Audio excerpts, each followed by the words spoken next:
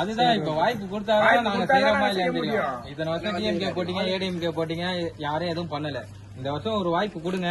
அடுத்த இது நாங்க வந்து கேட்கும் போது நீங்க கேளுங்க. நாங்க எல்லாம் இங்கதான் இருக்கிற பசங்க, உங்களுக்கே தெரியும். நீங்க செய்யலன்னா நீங்க கூப்பிட்டு கேளுங்க. நாங்க அடுத்த இது அம்மா வீட்டு படம் ஒண்ணு கிடையாது. வருவாங்க கேளுங்க. அப்பப்ப கேட்டாங்க, யாரு கேட்க மாட்டாங்க. நான் கேட்டுதாங்க. ஒரு வாய்ப்பு கொடுத்து பாருங்க. பண்ணலன்னா கேளுங்க. இல்ல இந்த டைம் போடதான் போறோம், மாத்தி போடதான் போறோம். இவரு தான் நம்ம வேட்பாளர் ஈசிஆர் சரவணன் மூர்த்தி. அவரு வந்து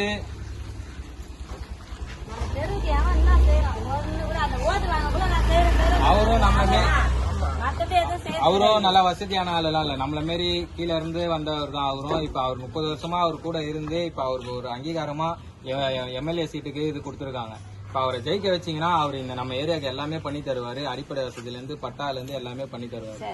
அப்ப எதுவும் நான் பண்ணலன்னா நம்ம பசங்களை கூப்பிட்டு கேளுங்க.